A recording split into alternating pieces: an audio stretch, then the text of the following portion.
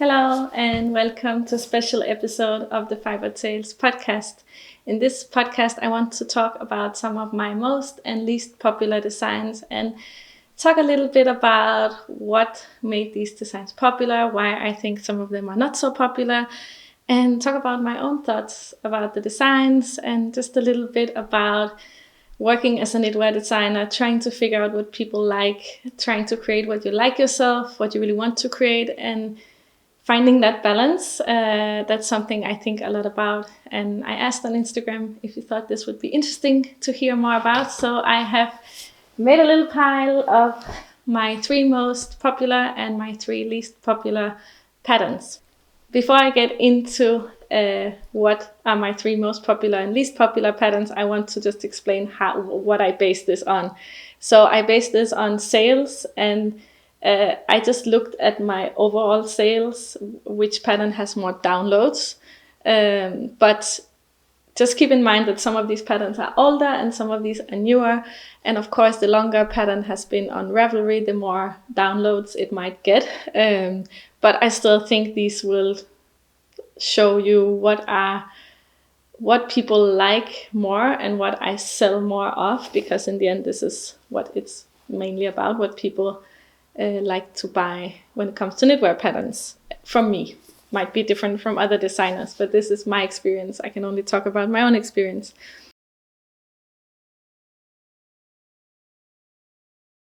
My 3 most popular are in this pile. This is a very tiny pile, as you can see. These are all accessories, and that is one thing I found very interesting when I looked at my most downloaded patterns. Also, I didn't include the free ones. I have a few free ones, but the paid for patterns. So on the 3rd place is my Humleby shawl. And this shawl I wear a lot. So it has a lot of little bubbles. I have a D pillar. I can remove them, but I need to put new battery into my machine, so I haven't done it before this one. I wear this shawl all the time, so that's why it's loved. And if you don't know it, it is a very long and narrow shawl with little bumblebees on the edge. Can you see them? That's the bumblebees. And it has a picot edge, and then it has a lot of garter stitch in the middle. It has also little eyelets as well on the side. And this one is knit bottom up, and it's a knit in a BFL Massam mix from woolen twine. So it's a naturally dyed yarn. It is a beautiful color, very fall appropriate. I can put it on. I like how it sits. I like that you can see a little bit of the detail when I'm wearing it. It's not too big. For this time of year, it's perfect. So I wear it a lot in the transitional periods, so fall and spring. It's perfect for fall, I think. The corners are a little rounded. And then when you cast on all the stitches, you do these little picots, and they are fun to make, and it also makes it easier to count, I find. But you can also not make them if you prefer it a little more simple. I will take it off because it's quite warm with the sun shining in. It's not warm outside, but where I'm sitting, it's quite warm. So yeah, I really enjoy this pattern myself. I understand why it's popular. I had so much fun coming up with the bees. This is my own little invention with the little bees, and I just think they're adorable. I made a lot of different versions before I found the kind of bee that I like. And this is a kind of pattern that I really like to create, and I try to always create this type of pattern. It's a simple pattern. It's easy to wear, but it has some fun and interesting details. It has an interesting construction in that you go bottom up. I think bottom up is actually one of my favorite ways to design shawls now, because it gets smaller and smaller. So you start with the fun edge that has all the interest, and then each row gets shorter and it gets faster, and you don't have to bind off anything at the end. Of course, you have to cast on at the beginning, but I always have more energy for a project at the beginning. So I think, for me at least, it's more fun to knit shawls this way. And yeah, I really enjoyed making this one. I think I managed to combine the things I really like. So something woolly and easy to wear, but also with some nice details. So on the second place, I have a pair of socks, and these are my Gro socks. They are a simple sock with a very nice textured stitch at the cuff, and this is a stitch I came up with myself, and I'm very proud of this stitch. Unfortunately, it has been copied quite a lot since then, but I am still very proud of this stitch. I just love how it looks like little leaves, and it's just very effective and immediately makes you think of leaves. These are called Gro, which means grow. They are knit in a beautiful hand-dyed yarn by Annabelle Williams design. No, Annabelle Williams. What is she called? I will put the name below. Everything is below, but she's called Annabelle Williams. I just right now cannot remember what her company is called 100% correctly. And yeah, they're just really easy socks. Nothing. I always make a heel flap and gusset, but you can add in anything you like. And just these beautiful cuffs. So this, I made these little leaves on this one. I also have them on a shawl that's also quite popular, but didn't make my top 3. And yeah, and you might not be surprised if you know my patterns to know that it's also on number 1. And number 1 is my Gro hat, which is by far my most popular pattern. And on this one, I used the same stitch pattern, but I alternated between smaller and bigger. And it was actually one thing I think is wonderful is I came up with these socks, and one, she's called My Knitting Journal, something, again, I will link her below, on Instagram, had knit a version where she made some of them longer. So every second little leaf pattern was longer. And I thought that was just beautiful. And I love how designs can evolve that way and we can inspire each other. And so I decided to create this hat pattern where some of them are a little longer, and other than that it's still the same. They just have a few more leaves. And this is knit in Wool Dreamers La Rinconada, and it's a beautiful, beautiful rustic yarn, very nice. I've been wearing this a lot since I made it. I think it's 2 years ago, and it looks like new. It has no pilling, it has nothing. It looks beautiful. I can try it on. I made it quite snug on the head, also because I think that shows the leaves the best. I have quite a big head, so on me it's quite big. I have in the pattern there are some suggestions how to make it smaller and bigger. You can add extra stitches in, but you can also make it in different sizes using needle sizes, so the gauge. But other than that, it's a one size hat because of how the pattern is placed around. But I am really happy with this one. And this one, yes, as I said, is by far my most popular hat. It was such a surprise for me. I didn't expect it to be so popular, but I think I can understand again. It has this very effective textured design, and it's very quick to make. You just use one skein of DK weight yarn, really fast to knit up, perfect for gifts. And yeah, it's an easy project. It can fit anyone. So yes, that was my most popular one. Now I will go into my least popular designs, and I can tell you already, these are all garments.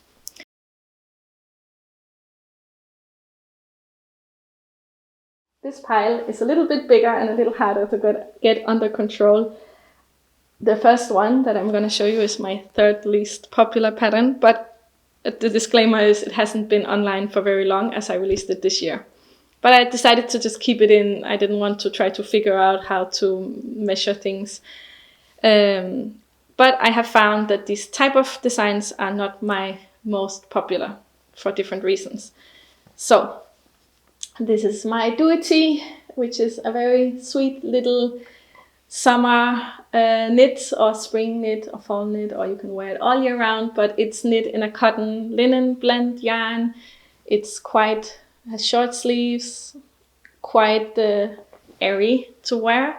And I find that summer garments don't perform as well or don't sell as well as winter garments. I think most of us really like to knit woolly things, but I like to create some summer patterns. It has this cute little bow that you can tie, and it has some crochet at the bottom, this little scalloped edge. It has my hair on it too, because I wear my knits, I wear my designs, I love to wear my designs. It has I-cord around the arms and as well as the neck, where you have the tie, which is also made with I-cord. It's very simple shaping, and I'm really happy with this design. I think it's very sweet and easy to make. It's the yarn is Fonty Boheme, and I will link it in the description. But it hasn't been online very long, so it hasn't made a lot of sales. But my experience is also these type of patterns for me don't make that much. They take a lot of work to make, because I have to have them graded and made into several different sizes, but they don't perform as well. So I shouldn't make them well, that's the same for all my least popular patterns, is that I probably shouldn't put time into this type of patterns, but I do because I really like them. I like to create garments, and I want to listen to what I like to create. But on the other hand, I also have I have my own business and we live from this business, so I have to be smart about how I spend my time. Knitwear patterns take a long time to make, so I kind of have to really think about what pattern do I want to focus on. But I'm happy I focused on this one. I actually made it, then I thought, I'm not gonna bother with the grading, and then I was asked I think I wore it in a podcast episode, and someone asked me to make it, and I thought, okay, let's do it. So I'm happy it came out. The next one is this big hug of a sweater, and I love it so much. I realize it's very big and warm and maybe not easy to wear for most people indoors, because it's quite warm. I was wearing it for a podcast episode and I was melting. But it's really wonderful outdoors, and it's wonderful if you have a colder house or just have problems keeping warm if you're working at a computer. It's my Lappe sweater. It's a very big and squishy Plotolopi unspun Icelandic wool beauty. It's knit in, I think it's called Frosted Earth, something frozen earth. I will put everything down below. You can find the Ravelry page with all the information as the base color, and it's such a beautiful brown with warm tones. And then it has these little single single color work stitches, which in Danish and in other Nordic languages we call it lapper, which means fleece. So I thought it was perfect to call it my Lappe sweater. It has a contiguous method, so you kind of knit everything at the same time, and the shoulder is like a satin shoulder, but very deep, very, very deep, and just sits really beautiful on the shoulders, I think. And I love it so much. It's very warm and very rustic, but you could knit it in other yarns if you don't like the rustic. Unfortunately, this one has not performed very well. It took a long time to get all this contiguous method right. It was a bit of a headache for me to have it graded. I tried to work with different people at that time to help me grade it, which of course has nothing to do with anyone else than me, but there's a lot of work put into it and it just doesn't perform very well, unfortunately. So, but I like to wear it. So I thought also to give it some love on this podcast episode. But I'm really happy with how it turned out. So it turned out the way I wanted, just a simple dotted sweater, easy to wear, and just perfect when it's really cold out, and it has fun construction. because it's all contiguous, so you knit it all at the same time. And it needed I made charts for where to place the dots while you're working it, so I'm not just saying place dots randomly, but yeah. A lot of work went into this beauty, but it makes me happy to wear it, and that's also what's important. And then again, I think to myself, should I spend this much time creating patterns like this? But I never know which patterns will perform well, so I try not to keep it too much in mind. But since it's the topic of today's episode, I will talk a little bit about it.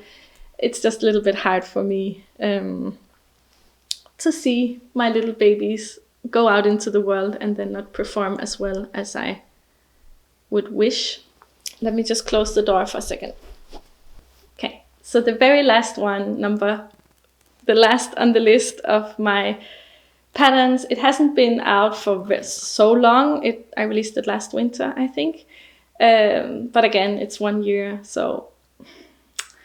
And it actually is the one that makes me the most sad, because I was very happy about the design. I thought it was really nice, and I talked a lot about it on this podcast, and I was really excited, and it just didn't perform very well, unfortunately. It was actually quite disappointing for me, which is hard because, again, so much love goes into a pattern. But that is my Pericon sweater. I still think it's a beauty. I still think it's wonderful. I love the yarn, the fabric, the yarn that I chose, the fabric that it makes. I love this very pretty, feathery, ferny kind of yoke that's very satisfying to knit, and the rest is very quick because it's just stockinette on a larger gauge. The fabric, this one is knit with Manchelopis. Let me see if I can find a little bit here, which is an unspun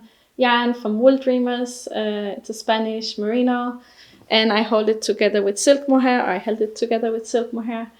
and it creates this very light but strong fabric.